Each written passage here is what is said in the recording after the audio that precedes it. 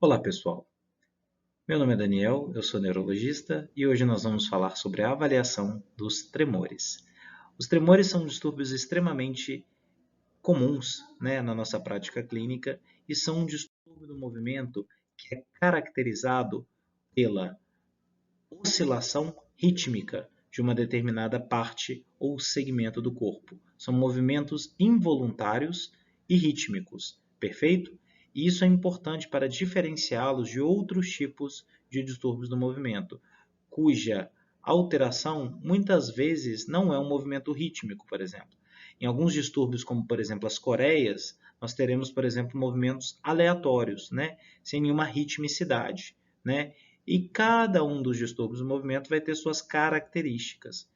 O tremor, a principal característica é o fato de ser um movimento involuntário, porém com uma oscilação rítmica.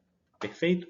E podemos dividir os tremores com relação, classificá-los quanto às causas, as etiologias, quanto à sua fenomenologia, se eles são de repouso ou de ação, quanto à sua frequência, os tremores podem ser de baixa, média ou alta frequência, e com relação à sua localização.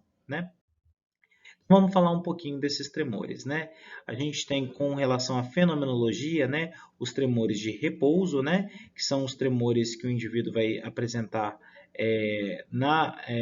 quando ele está em repouso, quando ele está parado, E temos os tremores do tipo postural, que é quando o indivíduo realiza uma determinada postura, por exemplo, com as mãos, por exemplo, quando ele assume uma determinada postura, ele pode ter o tremor, temos os tremores cinéticos, que são tremores associados ao movimento, os tremores relacionados com a intenção motora, e tremores relacionados com tarefas específicas. Perfeito?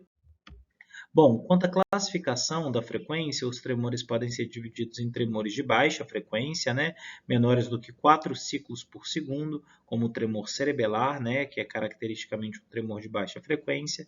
Nós temos os tremores de média frequência, de 4 a 7 ciclos por segundo, que é o tremor parkinsoniano, ou até em alguns casos o tremor essencial pode ser um tremor de média frequência.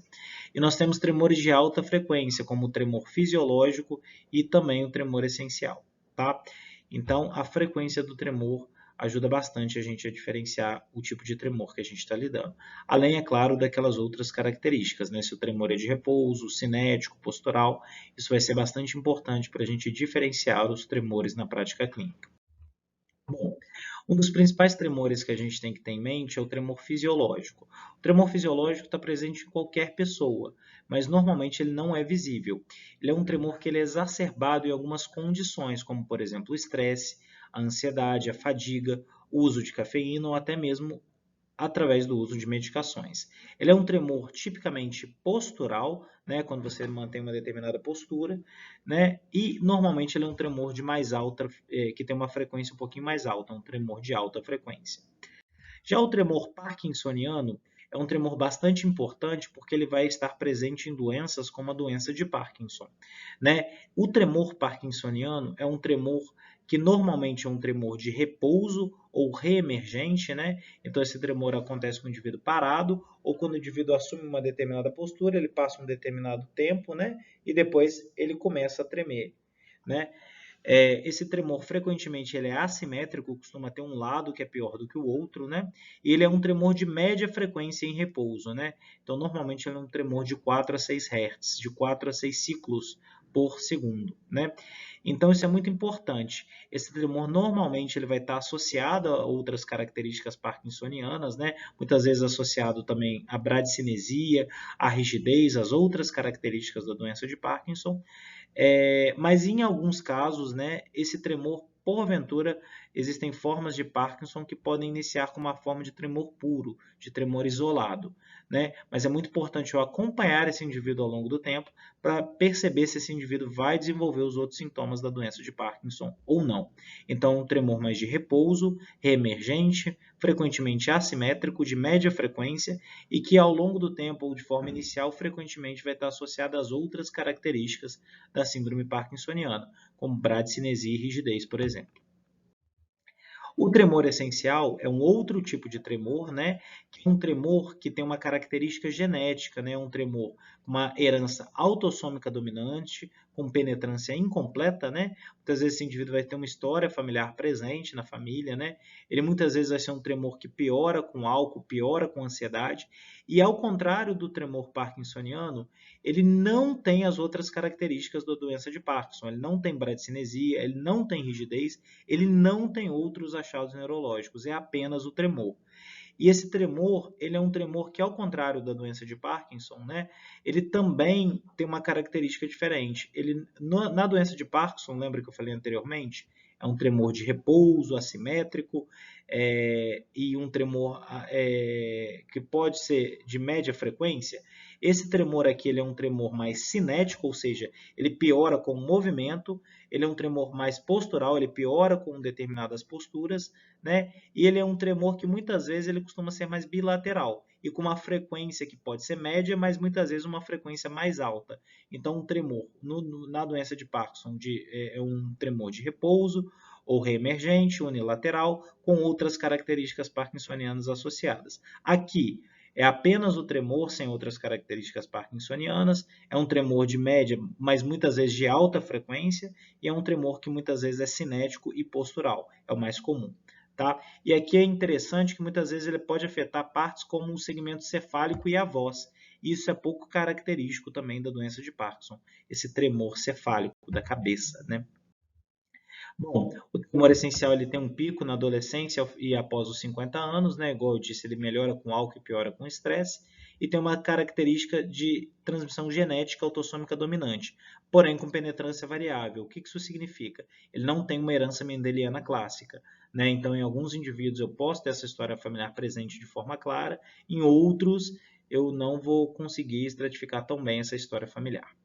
Bom, e o tratamento desse tremor é bem diferente da doença de Parkinson, né? Aqui, por exemplo, a gente não usa antiparkinsonianos. A gente usa o propanolol e a primidona, por exemplo, dentre outras medicações. Já o tremor cerebelar é um tremor que está presente nas doenças cerebelares, né? E muitas vezes é um tremor de ação. É um tremor que costuma piorar, né? Quando aquele indivíduo tem a intenção de atingir um alvo, né? E ele é um tremor que pode ser uni ou bilateral, muitas vezes de baixa frequência, né? E ele costuma, às vezes, estar associado a outros sintomas cerebelares, como disartria, dismetria, nistagmo, ataxia, dentre outros achados compatíveis com uma doença do cerebelo. Tá? Já o tremor de Holmes é um tremor que foi descrito por esse cara chamado Holmes, e ele é um tremor que ele está presente quando existem lesões do tronco, do tálamo, do cerebelo ou da via nigroestriatal. Tá? Esse tremor pode estar presente em situações como AVCs, TCS, tumores ou até mesmo infecções. E ele é um tremor que normalmente ele é unilateral e ele vai piorando à medida que o indivíduo vai assumindo determinadas posturas. Então, em repouso, esse indivíduo treme, quando ele assume a postura, ele piora o tremor e quando ele faz um movimento, esse tremor piora ainda mais. Então, esse tremor de Holmes ele vai piorando à medida que esse indivíduo sai do repouso para a postura, sai da postura para o movimento. Então, ele é um tremor normalmente também de baixa frequência. Temos o tremor distônico associado às distonias, por exemplo, o indivíduo que tem uma distonia cervical, muitas vezes pode apresentar um tremor cefálico quando fizer um movimento oposto ao lado que está distônico, né?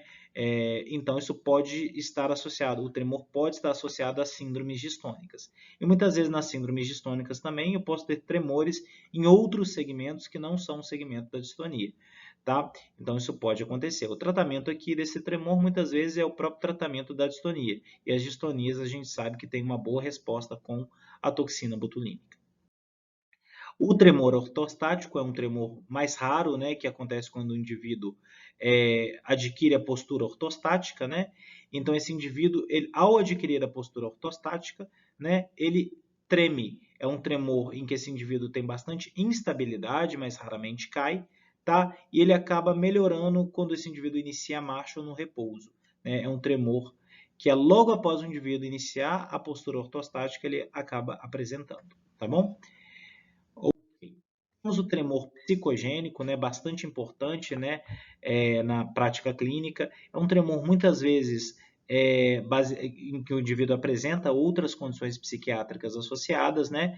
É um tremor que a gente chega à conclusão dele a partir da exclusão de outras causas orgânicas, e é um tremor que é muito interessante. Ele tem bastante variabilidade e bastante sugestionabilidade. Então, uma coisa que fala muito a favor de tremor psicogênico que é um tremor que às vezes ele não mantém as características dele ao longo do tempo.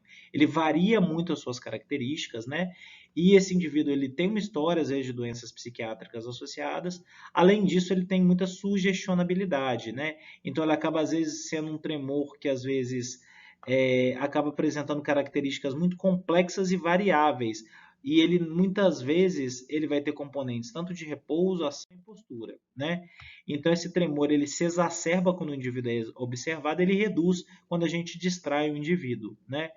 E muitas vezes eu posso reduzir esse tremor quando eu peço para o indivíduo fazer um movimento com o membro contralateral, né? É um tremor que muitas vezes é difícil de tratar, porque o indivíduo não se dá conta disso, né?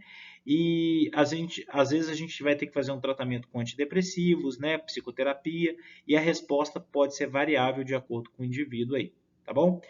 E ele não, nesse caso, esse tremor não responde aos fármacos tradicionais que a gente usa para tratar o tremor, né? Então é um tratamento um pouquinho diferente do habitual. A gente tem os tremores tarefa específicos, né, ou postura específicos, como por exemplo o tremor da escrita, que acontece quando o indivíduo realiza uma tarefa, como por exemplo o ato de escrever, né, e tem outros tremores tarefa específicos.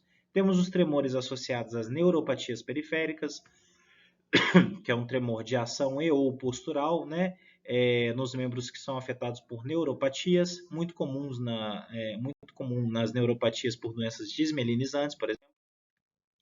A gente tem um tremor induzido pelos fármacos, né, e vários fármacos podem induzir a tremor, como os neurolépticos, o lítio, o valproato de sódio, a lamotrigina, os antidepressivos, dentre outros. E temos outros tremores também, como o tremor e ataxia na síndrome da pré-mutação do X frágil, o tremor na doença de Wilson, o tremor palatal, o tremor associado a outras doenças, aí, como o hipertireoidismo, dentre outras. Tá bom? Este é o tratamento, o diagnóstico do tremor, tá bom? Grande abraço a todos, tudo de bom.